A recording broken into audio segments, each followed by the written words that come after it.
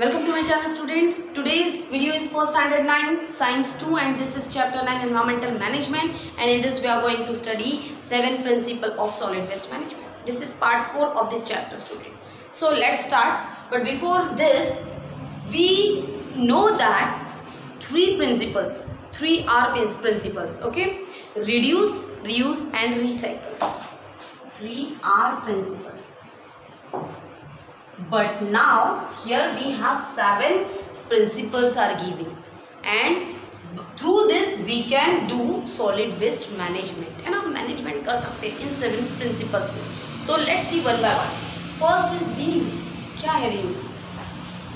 We must use the same thing again and again. किसी भी चीज को हम यूज कर रहे हैं या we use the things or use the material and after that we must use it again.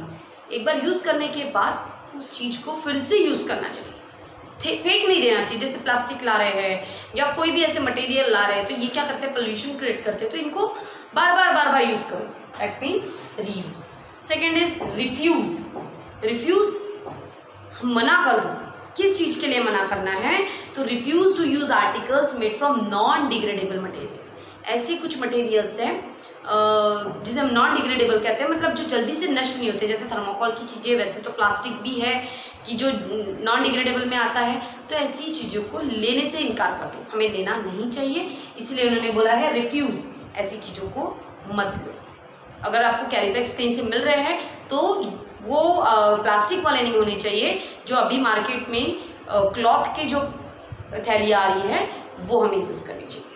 Then recycle तो क्या है, एक बार यूज़ किया हुआ जो मटेरियल खराब हो जाता है, जैसे पेपर है या प्लास्टिक भी है, तो एक बार यूज़ करने के बाद उसे रिसाइकल सेंटर में या रिसाइकलिंग जहाँ होती हैं वहाँ हमें उसे भेज देना चाहिए. आते हैं लेने के लिए, आते हैं प्लास्टिक लेने के लिए भी आते हैं, या वो चुनने वाले आते हैं. आपने देखे होंगे बहुत से लोग कचरा में से प्लास्टिक चुनते हैं, तो वो क्या करते हैं, वो प्लास्टिक को रिसाइकलिंग के लिए ही भेजते हैं, उन्हें पैसे मिलते हैं.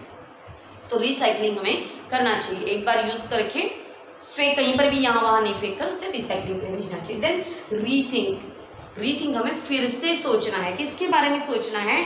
Our habits, activities and their consequences in connection with the use of various articles of daily use. हम जो कुछ एक्टिविटीज कर रहे हैं या हम जो कुछ डेली एक्टिविटीज बोल रही हूँ, हैबिट्स है हमारी, तो इन हैबिट्स के बारे में सोचो और ये सोचो कि इसका डायरेक्टली कनेक्शन कहीं एनवायरनमेंट के साथ है या इस सॉलिड वेस्ट के साथ है, या हम हमारे एनवायरनमेंट के साथ कुछ गलत कर रहे हैं. जैसे हमारी हैबिट्स है कि हम यूज़ एंड थ्रो की चीज़ें यूज़ करते हैं, तो क्योंकि बर्तन मांजने का हमको बहुत आलस आता है, हम यूज़ एंड थ्रो लाते हैं. आजकल तो ऐसा है कि अगर काम वालियाँ नहीं भी आती है बेचारी, तो हम लोग इन चीज़ों का इस्तेमाल करने लगते हैं, यूज़ एंड थ्रो का, क्योंकि हमें बर्तन नहीं ये जमाना है, क्या बोलते हैं उसे, मांजना नहीं है.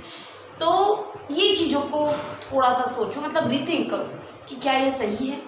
अगर सही नहीं है तो हैबिट को बदल दो. देन रिड्यूस, क्योंकि यहाँ पर हमें एनवायरनमेंट के बारे में सोचना है, केवल हमारे बारे में हम सोचते हैं और ऐसी हैबिट्स पाल लेते हैं, तो we should not do this. Then reduce. What is reduce? कम करो. पहले तो कचरा कम करो. अपने घर से जो वेस्ट निकल रहा है, हमको अगर हम रीयूज करते हैं, रिफ्यूज करते हैं, रीथिंक करते हैं, तो रिड्यूस अपने आप हो जाएगा. कचरे को कम करो, है ना. उसके बाद दिया है रिड्यूस में restriction the use of resources to avoid their wastage. कोई भी रिसोर्स का अगर इस्तेमाल कर रहे हैं तो उससे इस्तेमाल मतलब वेस्ट नहीं होना चाहिए, वहाँ पर रिस्ट्रिक्शंस होने चाहिए किसी भी रिसोर्सेज का अगर इस्तेमाल कर रहे हैं तो. Then old material should be reuse. पुराने मटेरियल्स को रीयूज करो. One thing should be shared by many. एक चीज़ को बहुत सारे लोगों ने मिलकर शेयर करना है. And then use and throw type of object should be avoided, जो कि मैंने अभी बताया. इसके बाद है रिड्यूस हो गया था. Then research. हमें रिसर्च करना है. अगर ये वेस्ट निकल रहा है तो इसका हम क्या कर सकते हैं, मतलब कैसे इसको मैनेज कर सकते हैं, या क्या बोलेंगे, ये जो कचरा निकल रहा है, वेस्ट निकल रहा है, ये कम कैसा होगा, इसके ऊपर हमें रिसर्च करना है. देन दिया है conducting research related to reuse of material. इन मटेरियल्स को रीयूज कैसे करेंगे, इसके ऊपर भी रिसर्च करना है. And that are temporarily out of use, जो कि अभी के लिए फिलहाल आउट ऑफ यूज है, बट हमें उसे रीयूज कैसे करना है इसके ऊपर रिसर्च की. या फिर आपके घर में आप घर में बैठे बैठे भी कर सकते हो कि जो पुरानी चीज़ें खराब है, प्लास्टिक के बॉटल्स है या कुछ भी है, तो उससे हम शो पीस बनाते हैं। तो इस तरीके से आपको रिसर्च करना है। घर में बैठे बैठे कौन सा रिसर्च करोगे आप, तो आपको इन चीज़ों का फिर से इस्तेमाल कैसा कर सकते हैं, किस तरीके से करना है, वो रिसर्च करना है।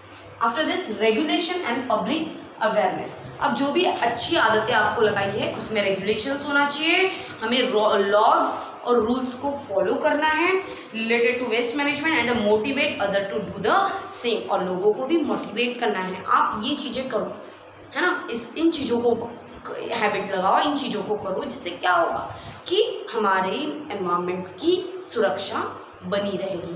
तो आपको लोगों को अवेयर करना है।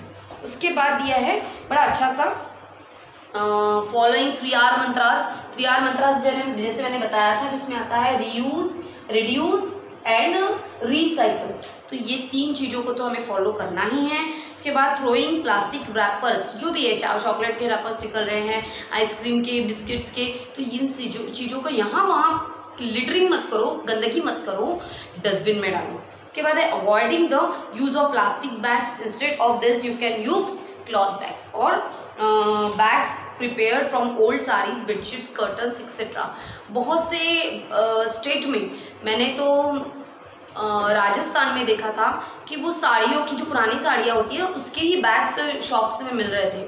तो ऐसा हम कर सकते हैं कि शॉप्स में भी पुरानी साड़ीज तो लोग फेंक ही देते हैं, तो उसके क्लॉथ, उसके बैग्स हमें बनाने चाहिए और वो यूज़ करने चाहिए। उसे भी आप डिज़ाइन देकर बड़ा सुंदर बना सकते हो, तो जिससे वो हम यूज़ में ला सकते हैं। ओके, इसका यूज़ फिर कम होगा, जो भी हम चीज़ें यूज़ कर रहे हैं प्लास्टिक जैसी, तो उसका यूज़ कम हो जाएगा। इसके बाद है use both sides of the paper. हाँ, पेपर लिखते समय पे एक साइड लिखते हैं, दूसरे साइड में छोड़ देते हैं। छोटे बच्चे तो मोस्टली ऐसा करते हैं, कहीं पर भी दिल चाह वहाँ लिखते हैं, बाकी 2-4 पेजेस छोड़ भी देते हैं।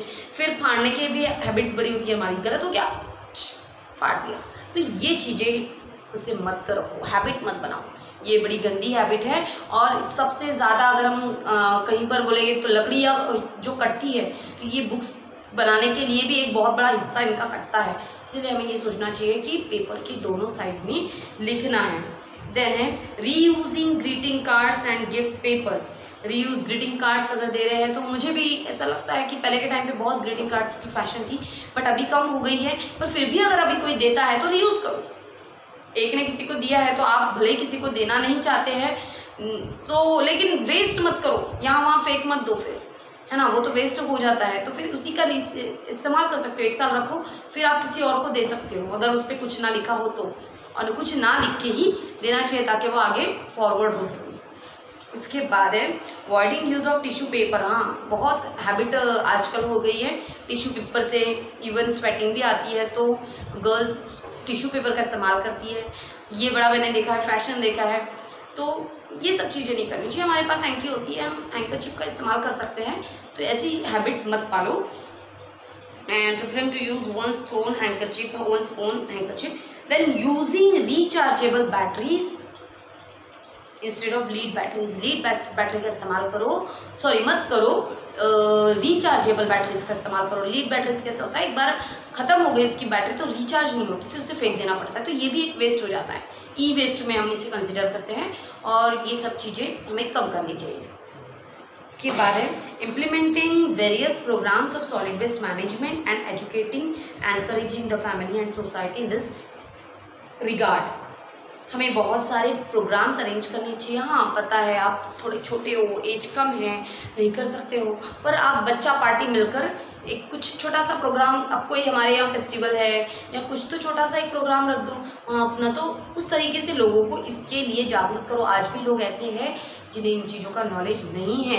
ऐसे जो टाउन्स में रहते हैं, विलेजेस में रहते हैं, इन लोगों को बहुत अभी भी कम नॉलेज है, तो इन्हें अवेयर करना भी बहुत ज़रूरी है। क्योंकि एक मेरे बोलने से और आपके सुनने से ये बात नहीं होगी, तो सारे देश की पूरी जनता को सुनना पड़ेगा और समझना पड़ेगा। इसके लिए आपको अवेयर होना ज़रूरी है, इसलिए हम लोग आपको ये चीज़ सिखा रहे हैं। उसके बाद है तो आप लोगों को अवेयर करेंगे।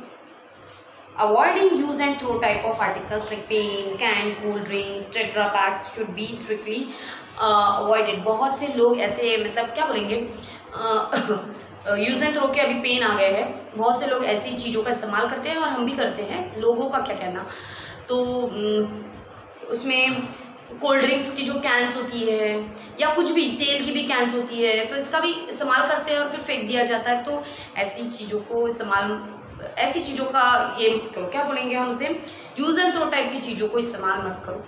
एक बार यूज़ करने के बाद वो हमारे पास यूजेबल होनी चाहिए, है ना, उसे फेंकने का काम नहीं पड़ना चाहिए। मतलब क्या होगा, तो वेस्ट कम निकलेगा। क्लियर? तो ये हो गए हमारे थिंक अबाउट इट। उसके बाद है America is the largest producer of electricity from waste solid waste. America ये सबसे बड़ी कंट्री है या बड़ा प्रोड्यूसर है किसका, तो इलेक्ट्रिसिटी प्रोड्यूस करता है ये सॉलिड वेस्ट से, जो कचरा है, कचरे से इलेक्ट्रिसिटी प्रोड्यूस करता है। And Japan has developed the project of production of threads, papers and other useful materials from banana peelings. Banana की पीलिंग्स जो होती हैं, इससे पेपर बनाना या थ्रेड बनाना, धागे बनाना या फिर कुछ और अदर यूजफुल मटेरियल बनाना। मैंने तो ये भी देखा था कि उससे साड़ी भी बनाई हुई थी, बनाना लीफ से बनी थी शायद, मैंने ऐसा भी देखा था, पता नहीं एग्जैक्ट किस मटेरियल से बनी थी, बट बनाना का कुछ इस्तेमाल वहाँ पर हुआ था। तो वेस्ट चीज़ों का, पिलिंग्स का यहाँ पे इस्तेमाल कर रहे हैं, वो फेंकने की चीज़ है, उसका इस्तेमाल करके वो थ्रेड बना रहे हैं। तो ये जापान में हो सकता है, तो हमारे इंडिया में भी कहीं ना कहीं ज़रूर हम कर सकते हैं, ऐसा कुछ प्लानिंग किया जाए। Find out such projects in our region. आपके रीजन में भी अगर ऐसे कुछ प्रोजेक्ट्स हैं, अगर होगा हमारे इंडिया में ऐसा कुछ, तो आप ज़रूर उसे ढूंढिए, या फिर नहीं ढूंढ सकते तो कम से कम जानकारी तो भी रखिए।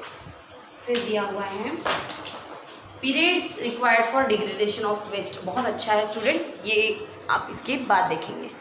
सो स्टूडेंट्स, आप यहाँ पर देख सकते हो कि बनाना पिलिंग्स जो दिया है 3 से 4 वीक दिया है ना। मतलब क्या है कि, तो इन्हें ख़त्म होने के लिए, डिस्ट्रॉय होने के लिए, पूरी तरीके से नष्ट होने के लिए इतना समय लगता है, ये दिया है यहाँ पर। सो क्लॉथ बैग दिया है 1 मंथ। क्लॉथ बैग्स जो है वो 1 मंथ लगता है उसे पूरी तरीके से नष्ट होने। फिर रैग्स मतलब बोरे दिए हैं, वो उसे 5 मंथ्स लगते हैं, अगर वो उसे डाल दिया जाए तो 5 मंथ्स लगेंगे। देन वुलन सॉक्स दिया है, इसे 1 ईयर लगता है, पूरा 1 साल लगेगा उसे पूरी तरीके से नष्ट होने के लिए। उसके बाद है वुड दिया है, लकड़ी 10 से 15 साल लगते हैं यहाँ। फिर लेदर की शूज़ हो या लेदर की कोई चीज़ें हो, उससे भी ज़्यादा साल लगते हैं। लेदर की शूज़ का दिया है 40 to 50 ईयर्स। उसके बाद है टीन कैंस, कोई भी टीन कैंस होती है ना, टीन के डब्बे बोलते हैं जिसे हम, तो उसे लगते हैं 50 से, या मेटल आप ध्यान में रखो, मेटल को बहुत टाइम लगता है, 50 से 100 ईयर्स लगते हैं। और उसके बाद एल्यूमिनियम कैन दिया है 200 से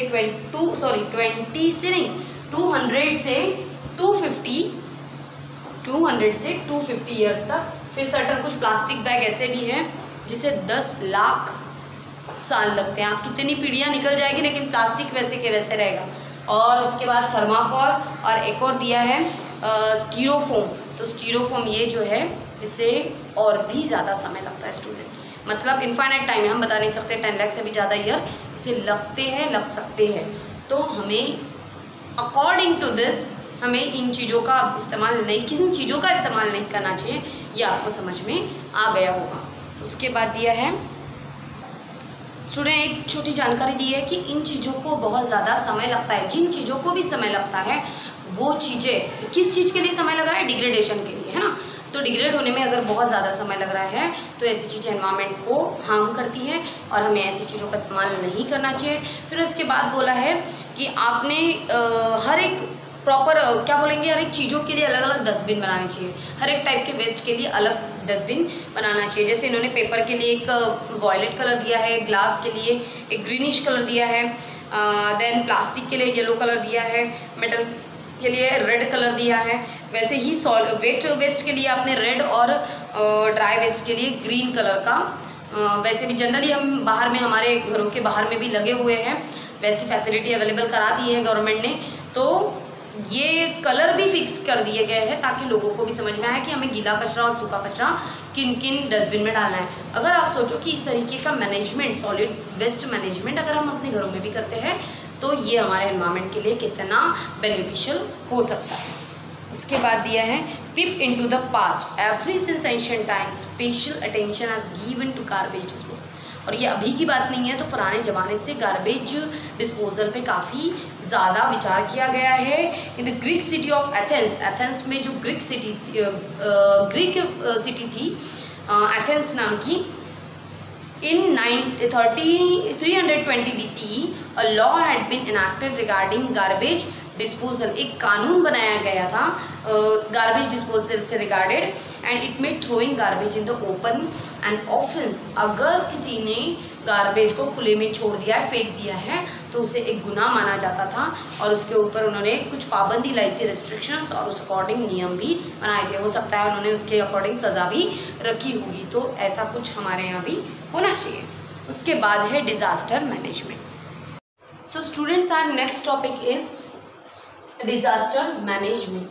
क्या होता है, कुछ नेचुरल कलामिटीज़ होती है, कुछ डिज़ास्टर्स होते हैं, जैसे फ्लड है या लाइटनिंग हो रही है, या फिर और दिया है कि कहीं पे फॉरेस्ट फायर हो रहा है, या फिर कुछ मैनमेड डिज़ास्टर है, जैसे कि दिया है कहीं एक्सीडेंट्स हो रहे हैं, कोई बॉम्ब ब्लास्ट हो रहा है, या फिर स्टैम्पेड्स हो रहे हैं। मतलब क्या होता है, कभी किसी डर की वजह से जब लोगों का पूरा झुंड एक ही डायरेक्शन में भागने लगता है, तो इसे हम क्या कहते हैं, स्टैम्पेड कहते हैं। उसमें क्या होता है, कोई एक गिर जाता है और उसके ऊपर से एक क्या, ऐसे बहुत सारे लोग इस दौड़ भाग में गिर जाते हैं और बहुत से लोग उनके ऊपर से दौड़ने लगते हैं, अपनी जान बचाने के चक्कर में होता है। तो ये दौड़ना क्यों होता है, किसी चीज़ के डर की वजह से। फॉर एग्जाम्पल, अगर मैं कहीं थिएटर में बैठे हैं, मूवी देख रहे हैं और किसी ने बता दिया कि इस थिएटर में बॉम्ब रखा है, तो क्या होगा, सब लोग एक ही डायरेक्शन में दौड़ने लगेंगे, है ना।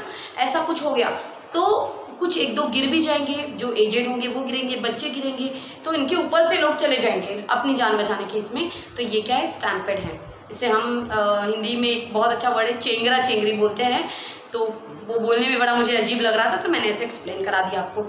और फिर रियॉर्ड्स दिया है, लोग जो गवर्नमेंट के अगेंस्ट में जाकर जैसे आग लगाते हैं इन द सेंस टायर्स जलाते हैं, किसी चीज़ को, गाड़ियों को जलाते हैं, तो ऐसा कुछ करना, मतलब उनको अपना एग्रेशंस दिखाते हैं, तो उसे हम रियॉर्ड्स कहते हैं। उसके बाद दिया है मास गैदरिंग दिया है, या केमिकल एक्सीडेंट्स इन इंडस्ट्रीज दिया है, कहीं पे केमिकल लीकेज हो जाए और इस वजह से लोगों की जाने जाए, तो ये सब क्या है, डिज़ास्टर है, ह्यूमन या मैन मेड डिज़ास्टर्स है।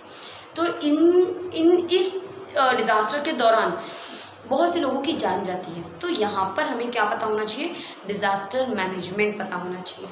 उस समय पे सबसे पहला ऑब्जेक्टिव जो है उसका लोगों की जानें बचाना है ना। डिज़ास्टर मैनेजमेंट में हम क्या पढ़ रहे हैं, तो यहाँ पर लोगों की जाने का खतरा बहुत ज़्यादा होता है, तो सबसे पहला ऑब्जेक्टिव है उनकी जान बचाना। उसके बाद सेकेंड दिया है प्रिवेंटिंग डिटोरिएशन ऑफ हेल्थ। किसी की हालत ख़राब हो रही है तो वो ख़राब नहीं होनी चाहिए। डिटोरिएशन मतलब क्या होता है, तो ख़राब होना।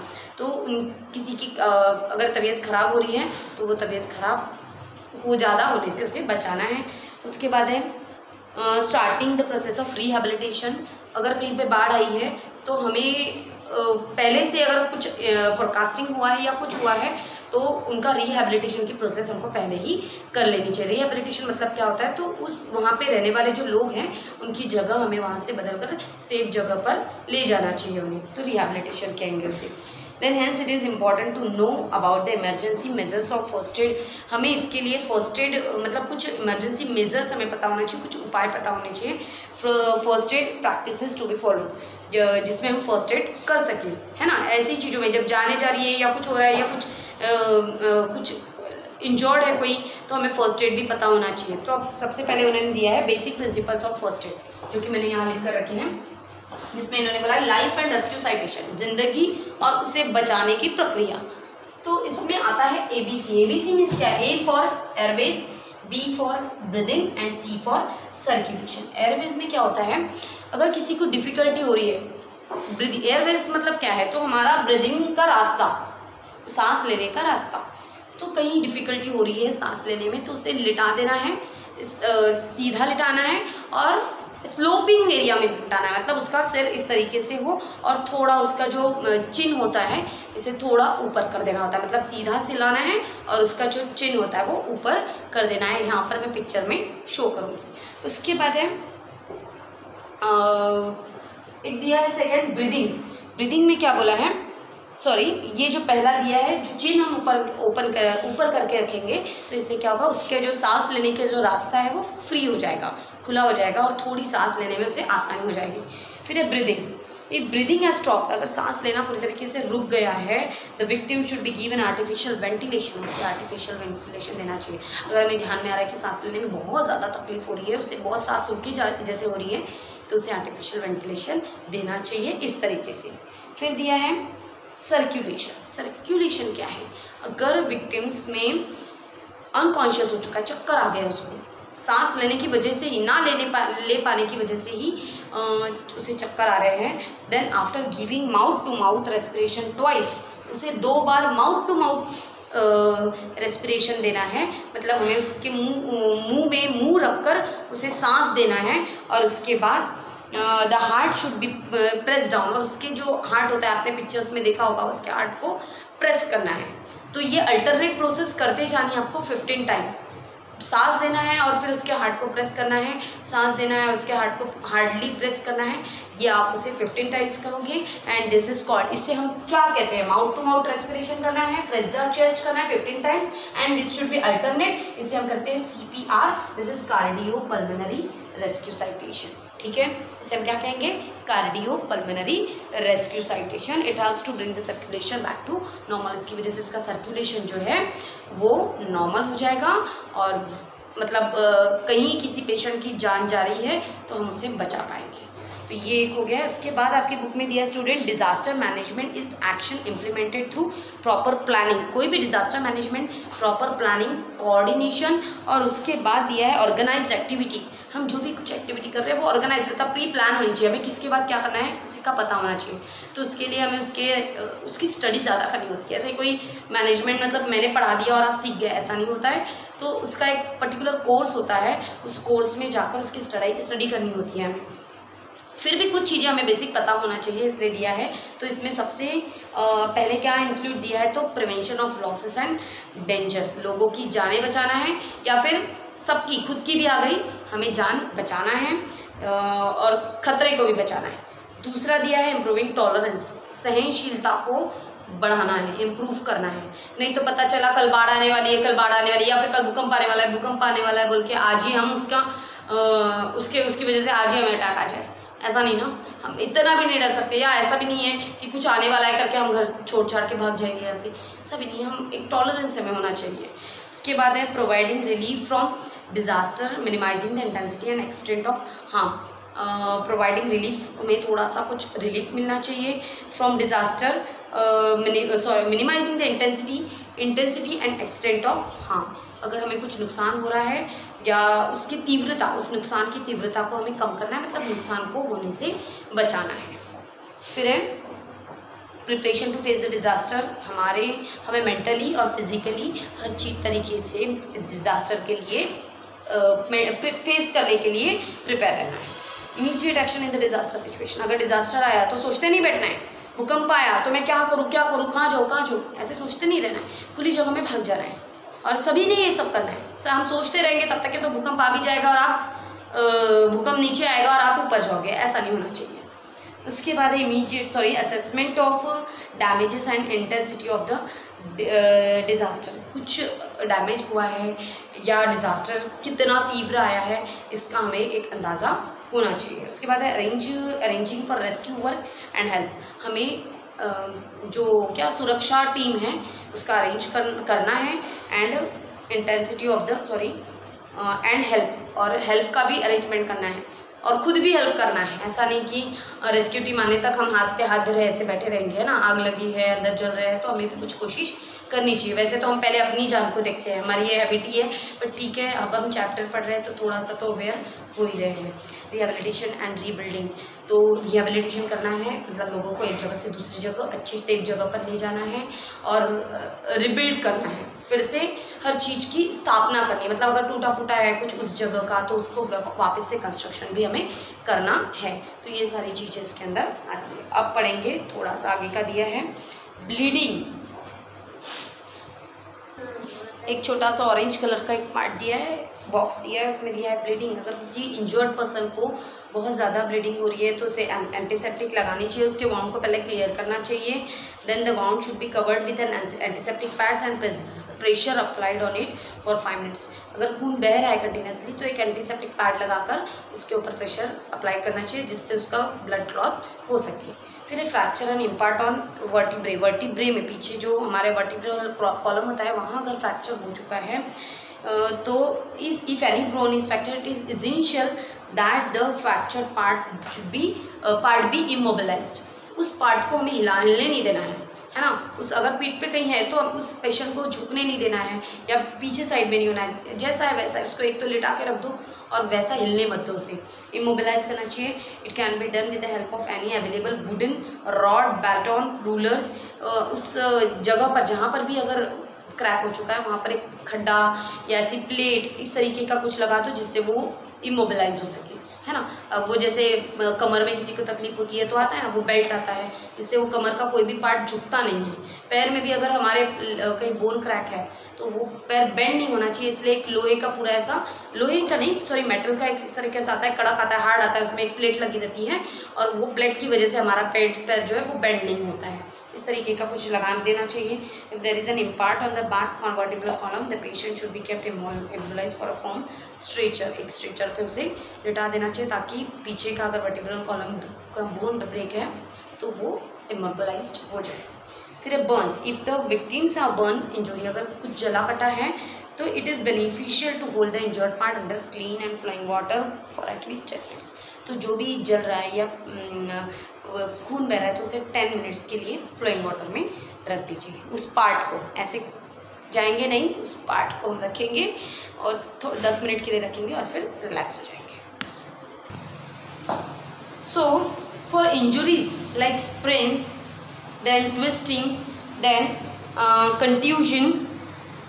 फिर कंट्यूजन जो दिया है उसका मीनिंग क्या होता है, अगर आपकी स्किन में कहीं कट गया है और आपकी ब्लड कैपिलरीज जो है वो रप्चर हो चुकी है तो उसे हम कंट्यूजन कहते हैं। उसके बाद दिया है जो स्प्रेन्स, मतलब कभी हमारा पैर जो है स्पेशली रिस्ट में या एंकल में, हाथ में हम बोल सकते हैं, या एंकल में मुड़ गया है ना, तो उस कंडीशन को हम स्प्रेन्स कहते हैं। और फिर ट्विस्टिंग, वो भी पता है आपको, मुड़ जाता है, लचक जिसको बोलते हैं हम, ऐसा कुछ हो जाता है तो हम राइस नाम की जो रेमेडी है इसका इस्तेमाल करता है, जिसमें आर का मीनिंग है rest, I for ice, C for compression and E for elevate. Rest, सबसे पहले तो उस पेशेंट को रेस्ट करने के लिए बोलना है, मतलब वो चले फिरे ना, वहीं पर रेस्ट रहे एंड रिलैक्स पोजिशन में रहे। Apply ice pack on the injured part, अगर आपको वो पार्ट अगर इंजर्ड हो चुका है तो उसकी जगह पर आपको क्या करना है, आइस पैक लगाना है। आइस पैक मतलब आइस से भरा हुआ एक, आप किसी भी चीज़ में आइस को भर दीजिए, वो ठंडा हो जाएगा तो उससे थोड़ा सा आपको उस पार्ट पर रखना है। उसके बाद है कॉम्प्रेशन। कॉम्प्रेशन दिया, after the ice pack treatment the injured part should be massage gently. आपको उसकी धीरे धीरे मसाज भी करनी है, बिल्कुल हल्के से, जब आइस पैक का हो जाए। ये एक स्टेप होने के बाद आपको कॉम्प्रेशन करना है। उसके बाद elevate, the injured part should be kept in a raised elevate position. जो जिस पार्ट में भी आपको स्प्रेन्स हो गया है या जो भी है तो उस पार्ट को थोड़ा सा ऊंचाई पर रख देना है, पिलो रखकर ऊंचाई पर रखकर सोना है, मतलब एलिवेट करना है। इसके बाद है how to transport victim patient. आप इस विक्टिम पेशेंट्स को किस तरीके से ट्रांसपोर्ट कर सकते हैं इसके बारे में जानकारी दी है, बहुत सारी अलग अलग मेथड्स दी है। सो स्टूडेंट्स, यहाँ पर हाउ टू ट्रांसपोर्ट विक्टिम और पेशेंट, इसके कुछ पॉइंट्स मैंने लिखे हैं, वैसे आपकी बुक में भी है बट शॉर्ट में मैंने ऐसा लिख कर रखा है ताकि जल्दी से ध्यान में आए कि किस मेथड हम किसके लिए अप्लाई करते हैं। तो क्रैडल मेथड सबसे पहले दिया है कि इनको बचाना है तो ले जाना तो पड़ेगा, तो ले जाने के लिए हम अलग अलग मेथड्स का इस्तेमाल करते हैं। सबसे पहले दिया है क्रैडल मेथड्स, ये हम छोटे बच्चों के लिए या जिनका वेट कम है ऐसे लोगों के लिए हम ये क्रैडल मेथड इस्तेमाल कर सकते हैं, जिसमें हम उस पर्सन को हाथ पे उठाकर ले जा सकते हैं। देन है carry piggy bag. Piggy bag मतलब पीठ पर उसे ले जा सकते हैं। अगर कोई पेशेंट अनकॉन्शियस हो चुका है और वो नहीं, उसे होश ही नहीं आ रहा है, तो ऐसे पेशेंट को हम पीठ पर बिठाकर ले जा सकते हैं। देन ह्यूमन क्रच मेथड, अगर किसी का एक पैर को इंजर्ड हो चुकी है, अब वो एक पैर ज़मीन पे नहीं टिका सकता है, तो उसे कंधे का सहारा देकर, वो एक पैरों के सहारे तो चल पाएगा, तो उसे एक अपने कंधे का सहारा देकर हम उसे थोड़ी दूर आगे ले जा सकते हैं। This is human crutch method. Second, fourth is pulling और लिफ्टिंग मेथड। किसी को हमको खींच के ले जाना है, लेकिन हम ये मेथड बहुत कम शॉर्ट डिस्टेंस के लिए इस्तेमाल कर सकते हैं। किसी को खींच कर ले जाना है ना, ये भी एक ले जाने की मेथड है। हम नहीं उसका वेट भी नहीं उठा पा रहे हैं, या हम उसे ये तीनों मेथड से नहीं कर पा रहे हैं, तो हम उसे खींच के ले जाएंगे, तो ये थोड़े डिस्टेंस के लिए हम कर सकते हैं। उसके बाद है अनकॉन्शियस विक्टिम्स। अगर वो उसे चक्कर आ चुके हैं और मतलब वो पूरी तरीके से अनकॉन्शियस है, तो हम उसे खींचकर ले जाएंगे या उठाकर ले जाएंगे इस तरीके से। फिर एक कैरिंग ऑन 4 हैंड चेयर। 4 हाथों की चेयर बनाना है, 2 लोग मिलकर 4 हाथों की चेयर बनाएगा और उसे उस पेशेंट को उस पर बिठाकर ले जाएगा। तो कभी क्या होता है कि वेस्ट मतलब बीच का पार्ट, हमारे बॉडी का बीच का पार्ट, तो इस पार्ट का पार्ट के नीचे में अगर कुछ इंजरी हो चुकी है, तो उस पेशेंट को हम इस 4 हैंड की चेयर बनाकर उसे बिठाकर ले जा सकते हैं। Then carrying on 2 hand chair. 2 hand की भी चेयर बना सकते हैं, आप पिक्चर में भी देख सकते हैं 2 हाथों की चेयर किस तरीके से बनाई जाती है। और 2 हाथों की चेयर बनाकर किन लोगों के लिए बनाई जाएगी, तो कांट यूज, ऐसे लोगों के लिए जो अपने हाथों का इस्तेमाल नहीं कर सकते लेकिन अपनी बॉडी को अपराइट रख सकते हैं, सीधे रख सकते हैं, उन लोगों के लिए हम इस्तेमाल कर सकते हैं। फिर स्ट्रेचर, और बहुत ज़्यादा इमरजेंसी है और उस पेशेंट को एक जगह से दूसरी जगह ले जाना है और स्ट्रेचर अवेलेबल नहीं है, कन्वेंशनल स्ट्रेचर अगर अवेलेबल नहीं है, जो पारंपरिक हम जिसे स्ट्रेचर कहते हैं, तो हमें बाम्बू का स्ट्रेचर बनाकर भी 2 बाम्बूज लगाकर उसे बीच में रस्सियों से बांधकर उसका भी स्ट्रेचर बनाकर, या फिर कपड़े का भी स्ट्रेचर बनाकर हम ले जा सकते हैं। तो इस तरीके से ये पूरे विक्टिम्स को ट्रांसपोर्ट करने के जो मेथड थे ये आपकी बुक में थे, और यहाँ पर ये चैप्टर पूरा और होता है स्टूडेंट्स। तो अब नेक्स्ट टॉपिक के लिए, नेक्स्ट चैप्टर के लिए नेक्स्ट वीडियो तक वेट करेंगे। तब तक के लिए बाय एंड थैंक यू।